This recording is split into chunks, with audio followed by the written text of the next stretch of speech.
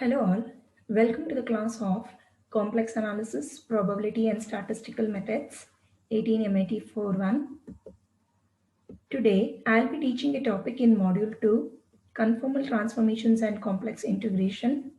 In this module, we will discuss about Cauchy's theorem and its problems. Myself, Dr. Madhura, Assistant Professor, Department of Mathematics, Sai Vidya Institute of Technology, Bengaluru.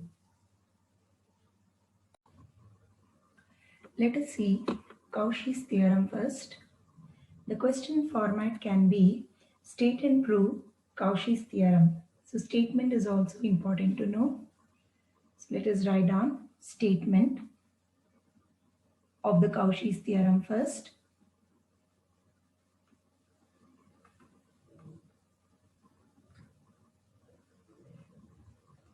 Statement. If f of z is analytic, if f of z is analytic at all points inside and on a simple closed curve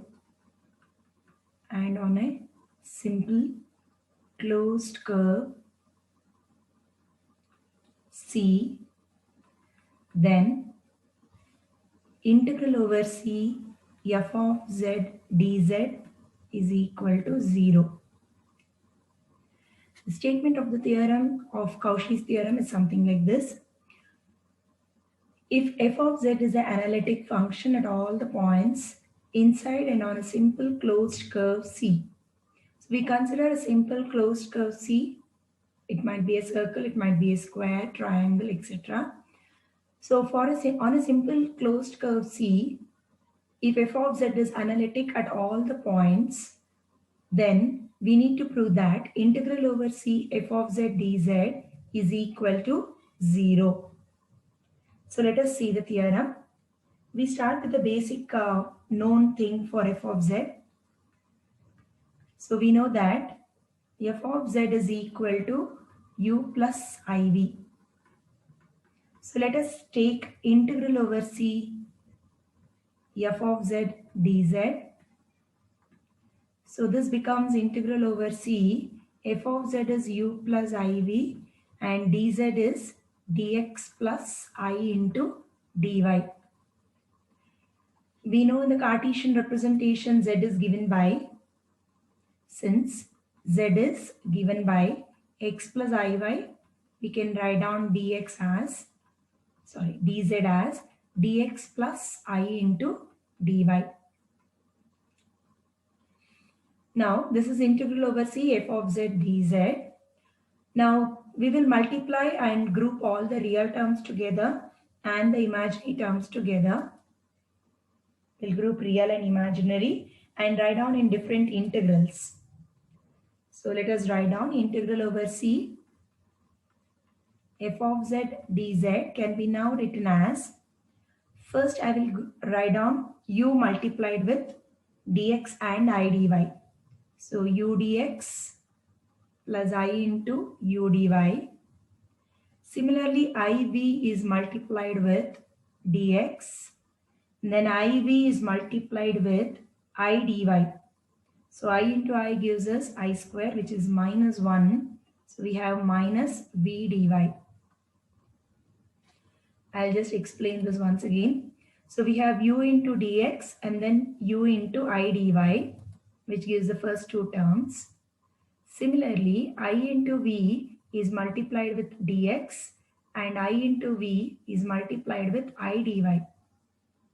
So I into I gives us I square, which is minus 1. So we have minus v dy as the last term.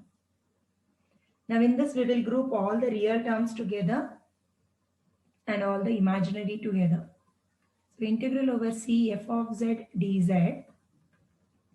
We'll write down all real terms under one integral, which is u into dx minus v into dy plus I into integral over C. The imaginary terms are First, I will write on the dx term. So we have v dx plus u dy.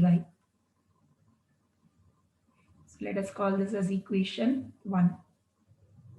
So we have grouped all the real terms u dx and then minus v dy. These are the real terms. Similarly, the imaginary terms are writing I outside. We have v dx plus u dy. Now we will apply a concept which we learnt in Green's theorem. So from the Green's theorem in a plane, from the Green's theorem in a plane, we have, I'll state the Green's theorem and we are going to apply Green's theorem property for equation 1 for both the integrals. Statement says that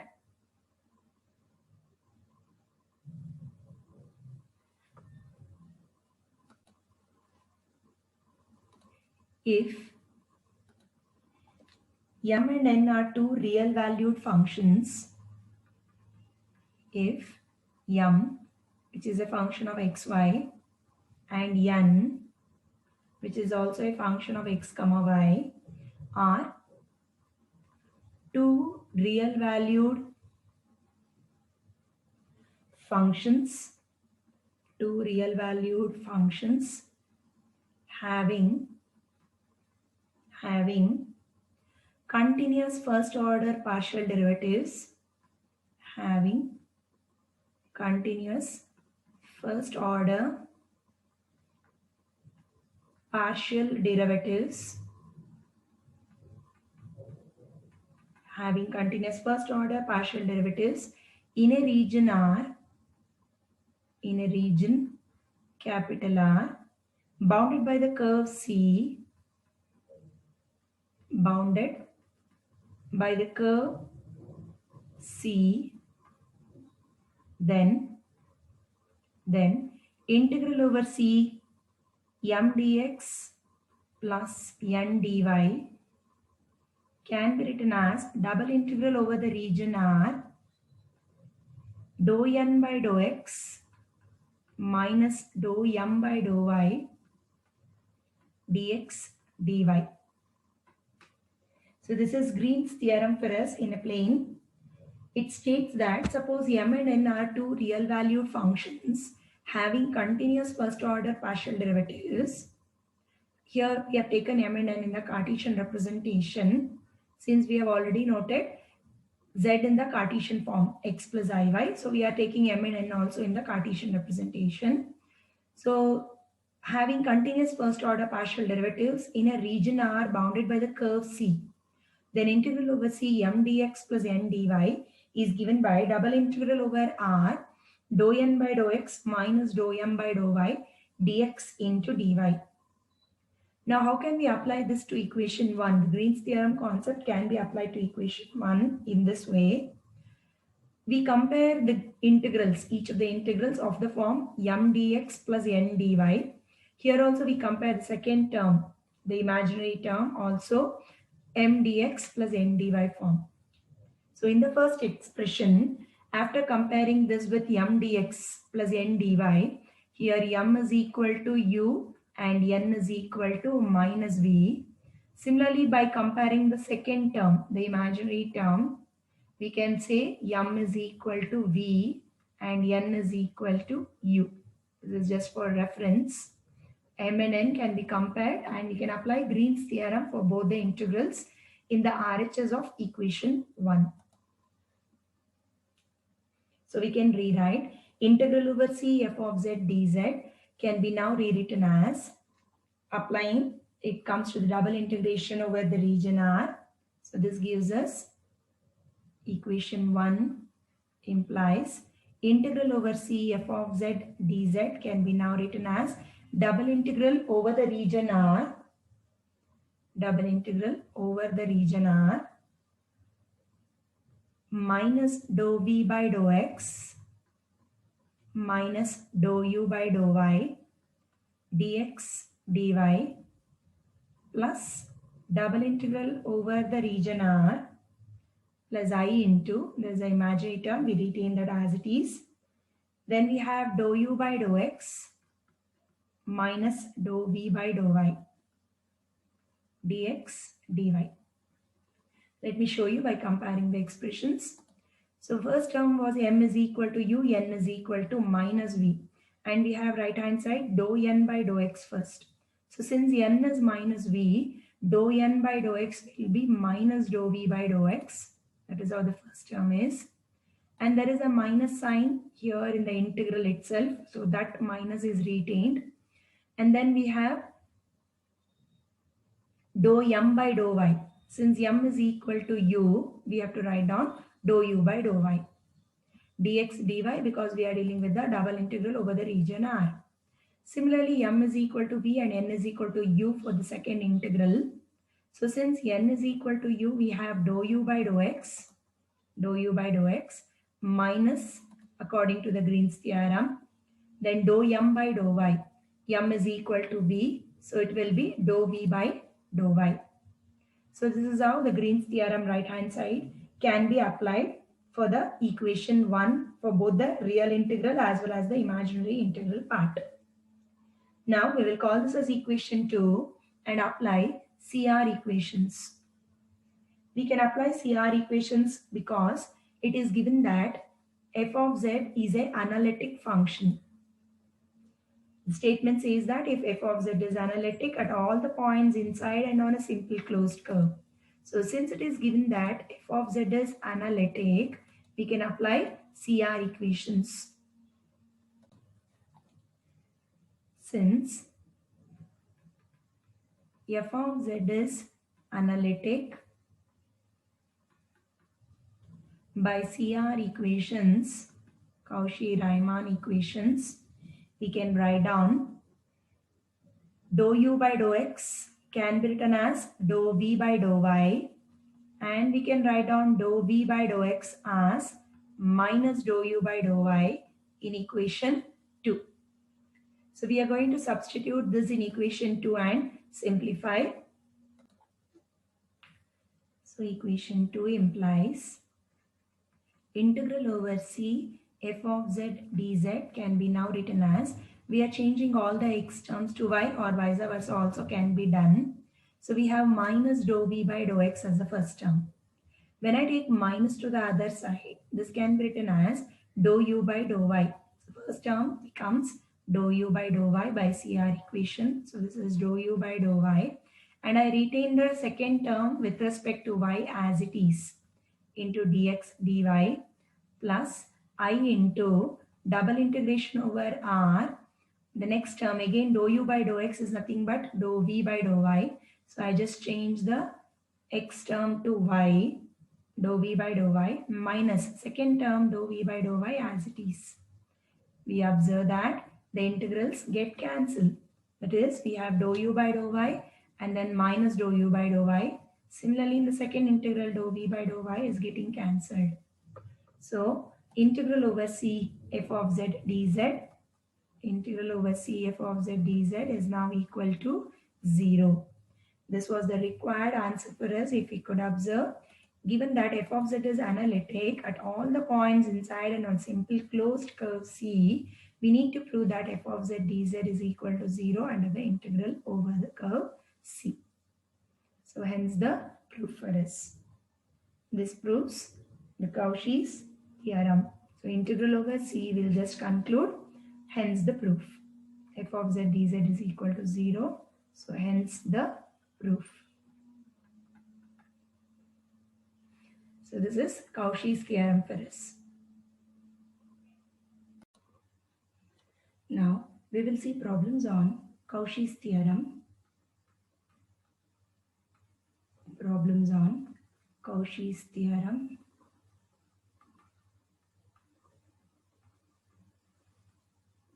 So the problems on Cauchy's theorem are similar to the problems that we worked out in complex line integral. We just have to prove that integral over c f of z dz is equal to 0. So after evaluation of the integral, our answer should be equal to 0 to say that the Cauchy's theorem is satisfied. So let's see the first question. First one, Verify Cauchy's theorem. Verify Cauchy's theorem for the function f of z is equal to, for the function f of z is equal to z square, where c is the square, where c is the square having vertices, having vertices 0 0 1 0 0 1, or we'll first write down now 1 1 followed by 1 1 followed by 0 1. So we need to verify Cauchy's theorem. So verify Cauchy's theorem means we need to prove that integral over c f of z dz is equal to 0. And this should be applicable for the function f of z is equal to z square. And the curve C is the square given. It's a closed curve square mentioned for us, having these vertices 0 0 1 0 1 1 and 0 1. So let us do the solution now. So first we will draw the given square. Given C is a square with the vertices 0 0 1 0 1 1 and 0 1. So let us first draw the square. Right, I have drawn the square for you. So in the xy plane, we will draw the square with the coordinates 0 0 1 0 1 1 and 0 1. I have respectively denoted the points 0 0 1 0 1 1 and 0 1 by O, A, B, C. O is the origin with the coordinates 0 0, A with the coordinates 1 0, B with the coordinates 1 1 and C with the coordinates 0 1. We have 4 line segments, each one of them respectively I've called as C1, C2, C3, C4. We have to traverse all the way from O to A to B, B to C, C to O. The arrow mark is important, either clockwise or anti-clockwise. I have chosen anti-clockwise movement. You can as well work out with clockwise movement. You will be getting the final answer to be the same. Means traversing can be O, C, B, A, O. Also can be done. Now, what we need to prove is by Cauchy's theorem, integral over c f of z dz is equal to 0. So let me mention that what is to be proved here. So to prove integral over c f of z dz is equal to 0. This is Cauchy's theorem for us. So integral over c f of z dz is for the function f of z is equal to z square. So, and the curve C is split into, this is z square dz is equal to 0 to be proved, and the curve C is split into C1, C2, C3, C4. So integral over C1 z square dz plus integral over C2 z square dz plus integral over C3 z square dz plus integral over C4 z square dz should be proved as 0. Should be proved as 0. So let us consider or call this as equation 1. We'll be considering the LHS of equation 1 and prove that this is equal to 0 later on. Right. Now along C1, along C2, along C3, along C4, we can draw the equation of the lines, and we can write down the limits for x or y respectively. And we need to consider this for the function z square dz. So let us first represent what does z square dz gives us. So in the Cartesian form, z is equal to x plus iy. In the Cartesian form, z is equal to x plus iy and dx is equal to, dz is equal to dx plus I dy. So we can now write down what does z square dz denote.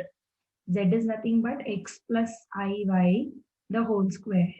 into dz. dz is dx plus I dy. dx plus I into dy.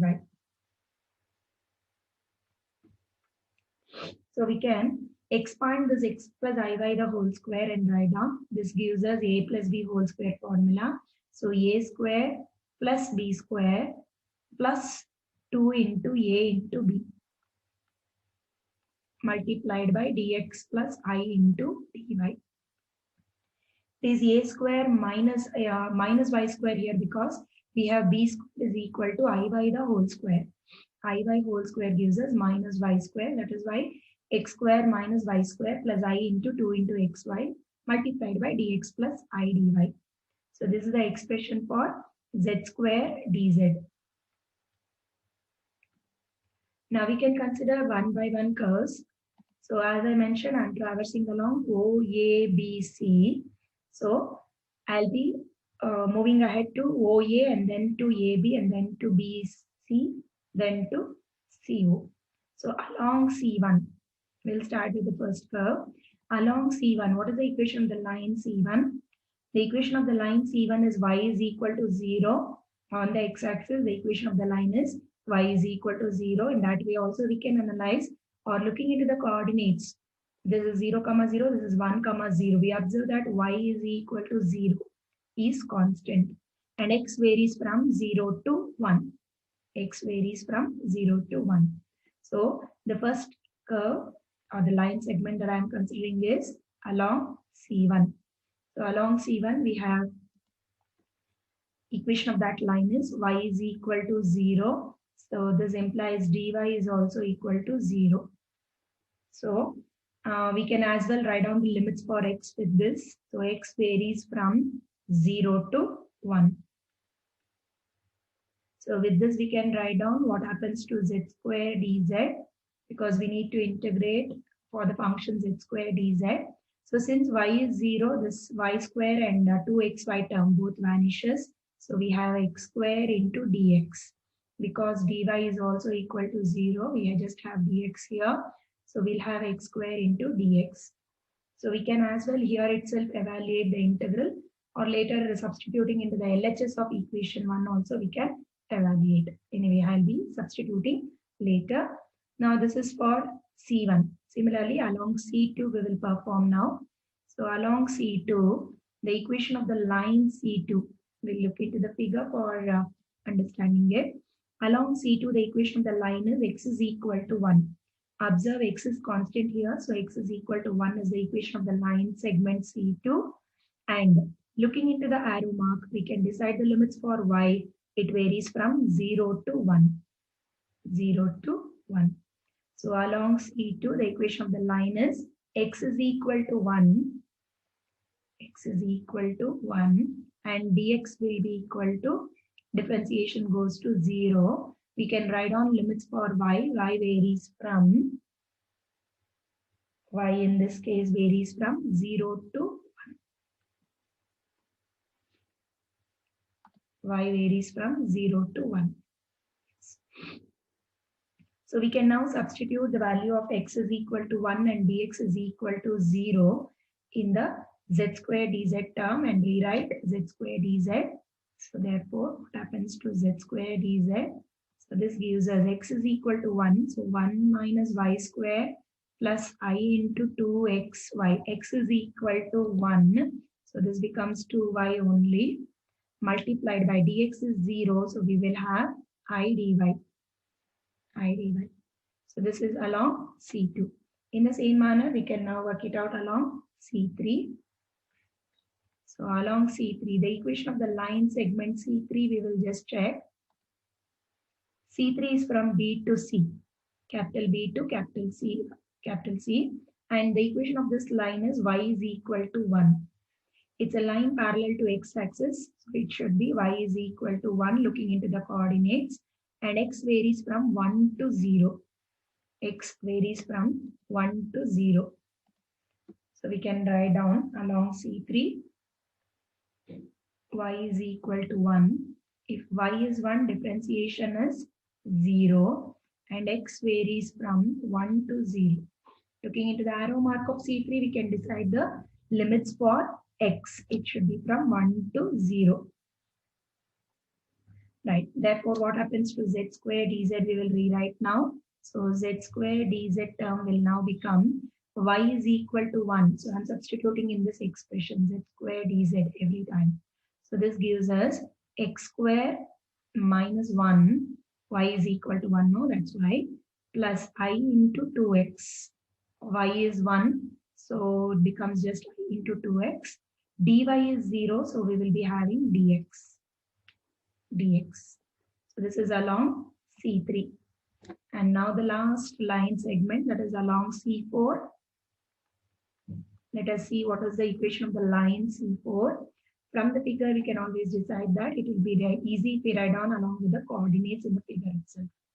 So along C4, the equation of the line C4 that is on the y-axis is x is equal to 0. You observe the coordinates as well, or we are familiar with the concept that on the y-axis, the equation of the line is x is equal to 0.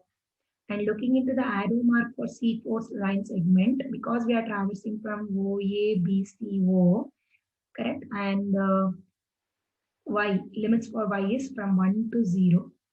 X is equal to 0 is the equation of the line, and y varies from 1 to 0.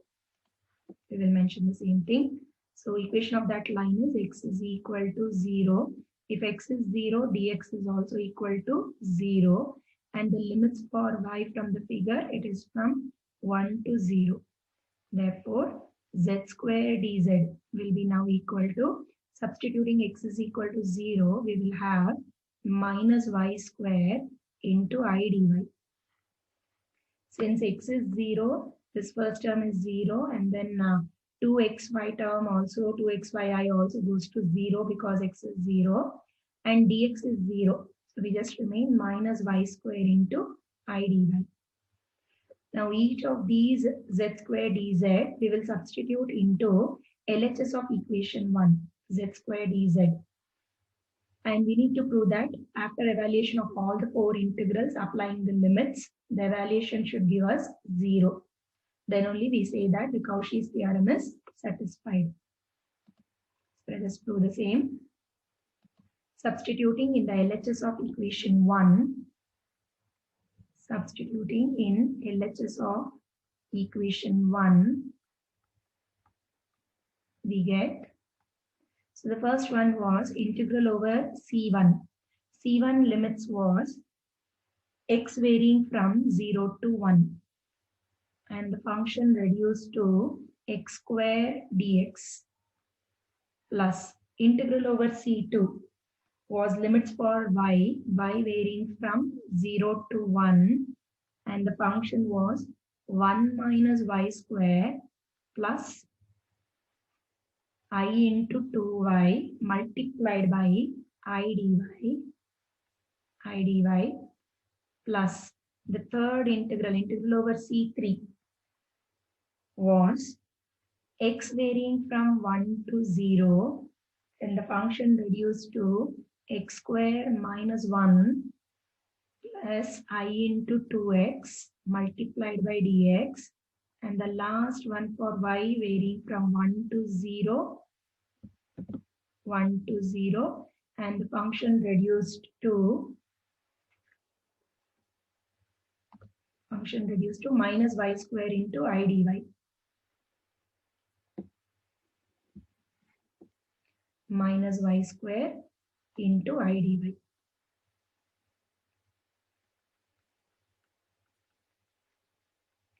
We consider the LHS of equation 1. We need to prove this. Evaluation of all the four integrals after applying limits should give us 0.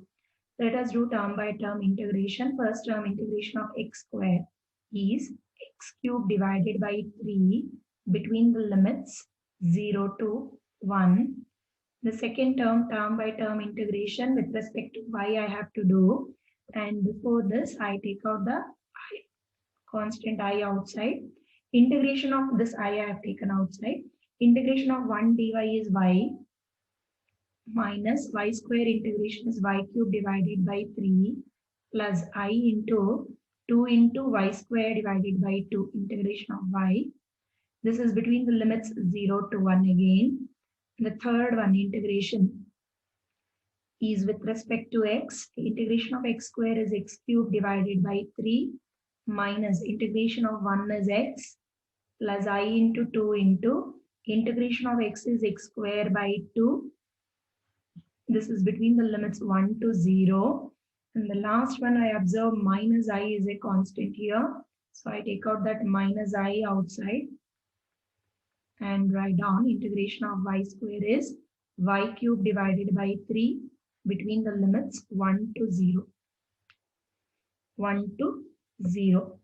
So we need to apply limits for each of these terms and just check whether the integral value is equal to 0 or not. So the first term gives us lower limit equal to 0 since x is 0. So I just have to apply upper limit. X is equal to 1. So 1 cube divided by 3 gives us 1 by 3 only. 1 by 3.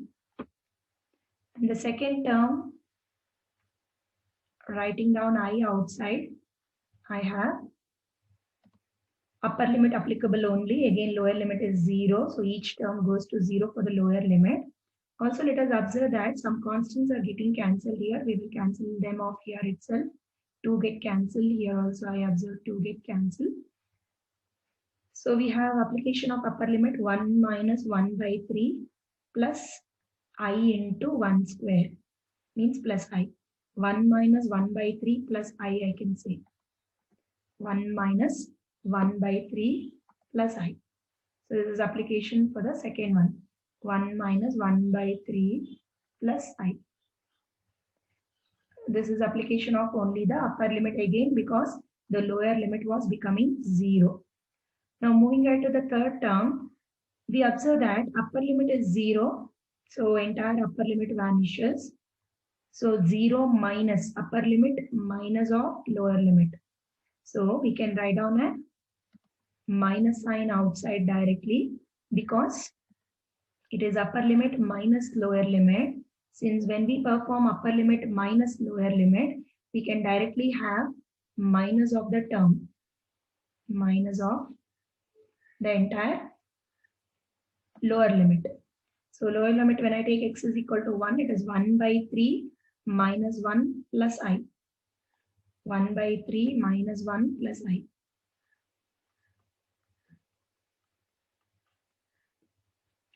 Similarly, the last term, let us check. Again, upper limit is 0 since y is 0. So upper limit minus lower limit. So we have minus 1 cube divided by 3. There's a minus sign outside. So minus of minus plus I into 1 by 3. Plus I into 1 by 3. So let us simplify this carefully. 1 by 3 plus I into 1 minus 1 by 3 is 2 by 3 plus I minus 1 by 3 minus 1 gives us minus 2 by 3 plus I, and then I have I divided by 3. So let us multiply the I inside and write on the term. This is 1 by 3 plus 2I by 3 plus into I square is minus 1. Then minus of minus plus 2 by 3. And then we have minus I and the last term I by 3. So let us combine all the like terms.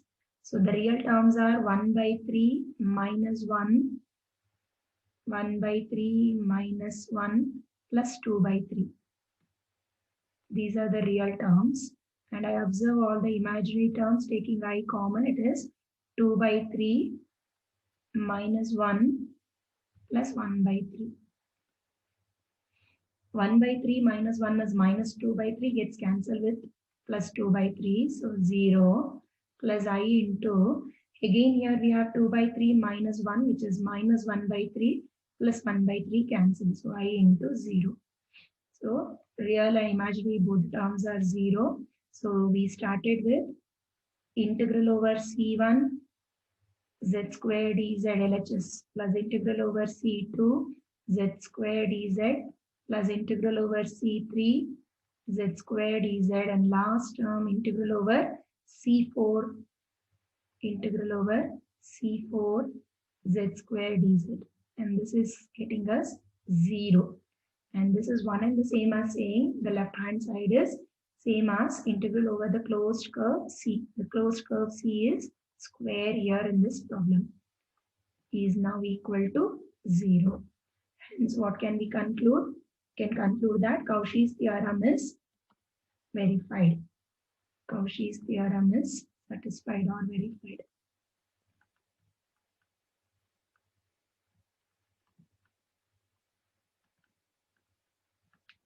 Hence the proof for us. So this is how we observe it as a problem similar to the line integral problem for us. We just had to verify the Cauchy's theorem and show that integral over C f of z dz value is equal to 0. Integral value vanishes for the given square. So along all the line segments, we had to obtain what does it represent, and we have to carefully write down the limits for each one of them, and then integration carefully applying the limits, upper limit minus lower limit. We'll see second problem now to verify Cauchy's theorem. Verify Cauchy's theorem. Verify Cauchy's theorem for the function f of z is equal to z into e power minus z over the unit circle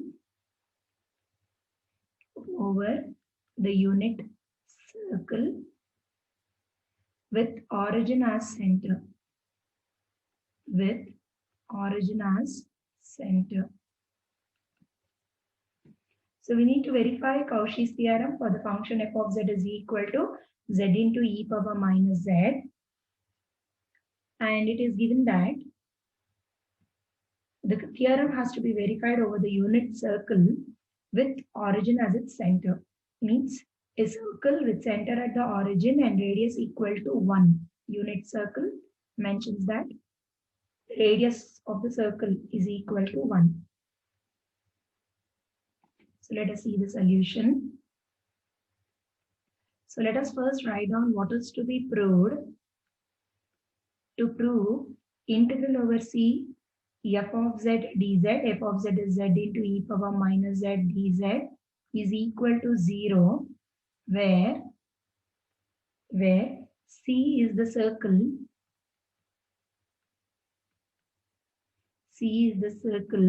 mod z is equal to 1. Mod z is equal to 1. So let me explain how this is mod z is equal to 1. And let us recall that circle equation is represented by mod z is equal to 0. So recall mod z is equal to R represents a circle with center at origin and radius equal to 1. This is because of the reason that we know that z is equal to x plus iy. So what will be mod z for us? Mod z will be square root of x square plus y square. So we have mod z is equal to R. So this implies for us square root of x square plus y square is equal to R. And this gives x square plus y square is equal to R square for us. So don't it represent a circle equation with center at the origin and radius equal to R? So this represents a circle. This represents a circle with radius equal to R. Radius equal to R.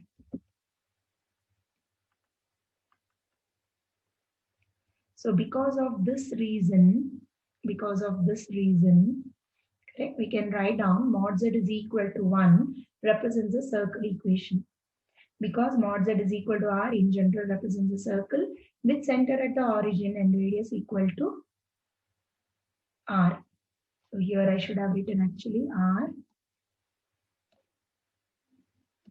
because I took the general equation, no, mod z is equal to R. So radius equal to R, I should take. And for the example given for us, that is mod z is equal to 1, it becomes.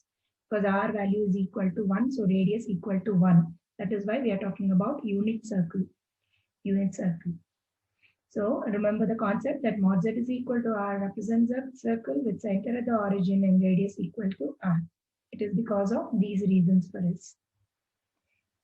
Now let us consider mod z is equal to 1 and write down what does z is equal to from it.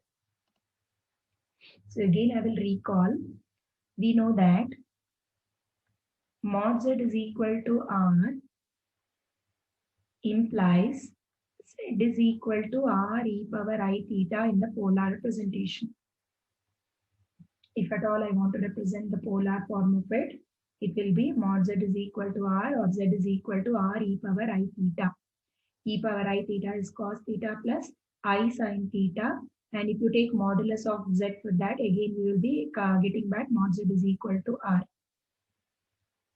Okay. Now keeping this in mind, we can write down mod z is equal to 1 implies z is equal to 1 into e power I theta. If z is e power I theta, then dz will be equal to I into e power I theta into d theta. And since we are talking about a unit circle, we can write down the limits for theta as, it's a circle equation, so theta varies from 0 to 2 pi. 0 to 2 pi. Now all these will now help us to evaluate integral over c z e power minus z dz. So this is angle theta varying from 0 to 2 pi. Z in the polar representation is e power I theta because we have just now checked it. Z is equal to 1 into e power I theta, and we can substitute dz also and proceed to evaluate the integral. So therefore, integral over c z into e power minus z dz will now become integral theta is equal to 0 to 2 pi. Just now we saw the circle equation.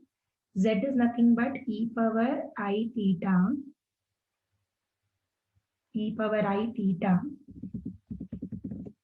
I'm sorry. Is e power I theta multiplied by e power minus z. So e power minus e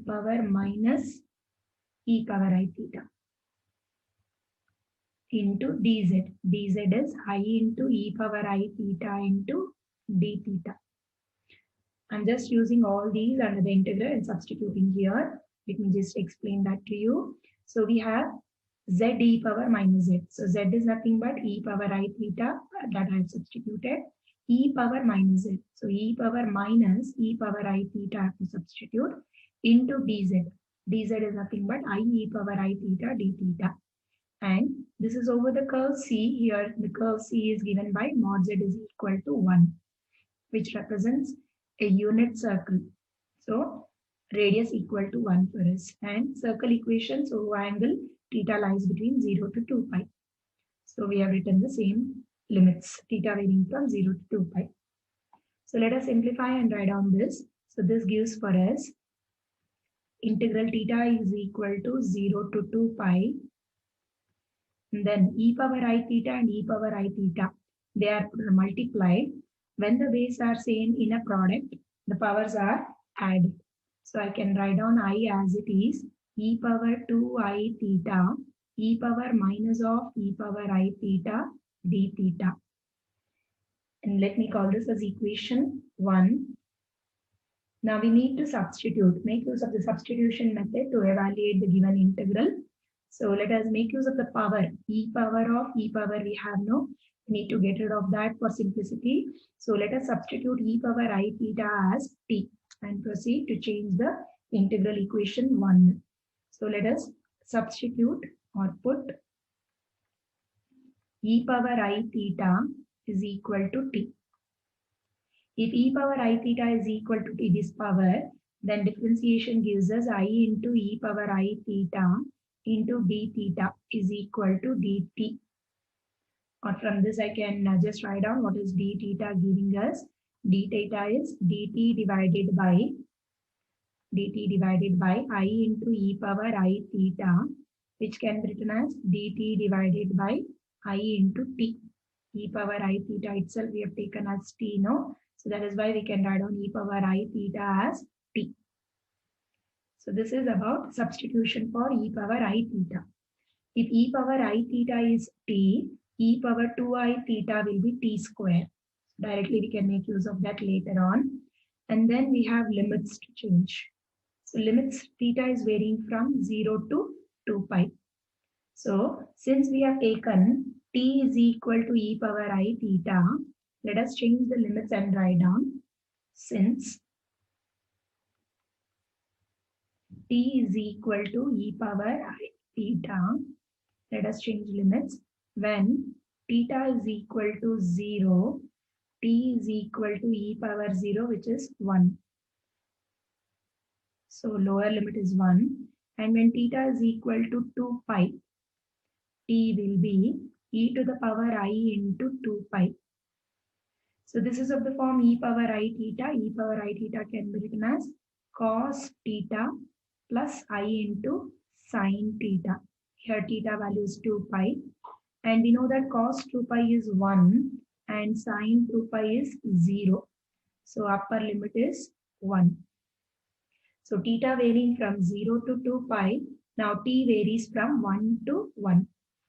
So let us implement the same thing in equation 1. So equation 1 means this is our equation 1. So integral of the evaluation of this integral we are trying to write down now. So equation 1 implies integral over c z into e power minus z dz is equal to I constant I can write outside the integration. T varies from 1 to 1. And then we have substitution, that is e power 2I theta becomes t square into e power minus t into dt divided by I into t. Now this gives us I into integral t is equal to 1 to 1. T, one of the t get cancelled. Yeah, of course, this I get cancelled, no? I actually get cancelled. Observe here. There's an I within the integral in the denominator and there's an I outside the integral here. So I get cancelled. T square divided by t. T square divided by t is giving me t. T into e power minus t dt. Now actually saying we can integrate by integration by parts. But observe the integral limits. The integral limits are same. When both upper limit and the lower limit are same, the evaluation of the integral is 0. This is one of the basic property in integration concept in the definite integrals. When the limits are same, after evaluation of the integral, when you apply the limits also, you will get integral value equal to 0. So we need not actually perform all that and show. So we can directly mention the same thing. Since both the limits,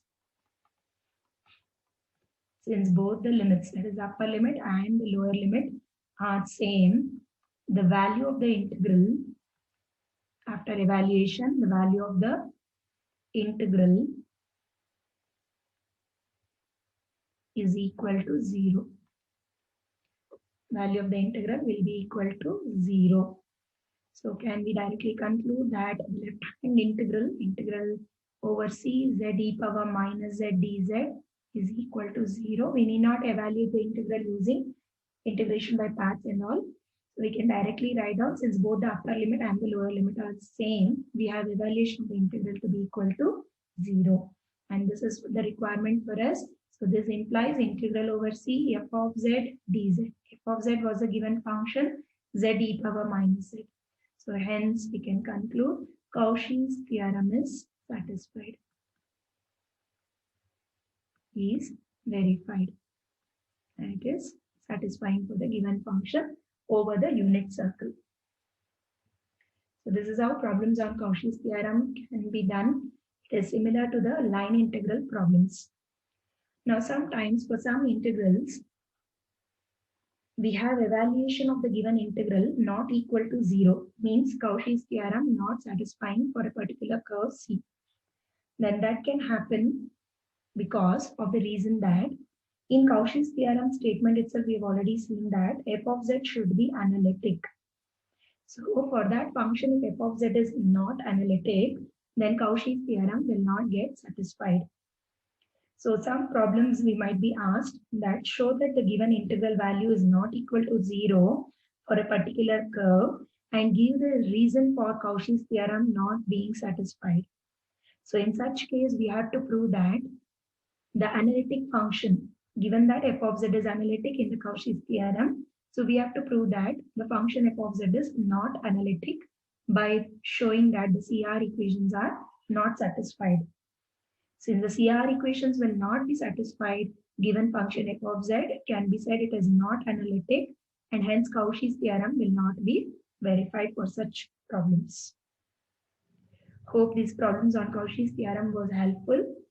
Thank you for watching.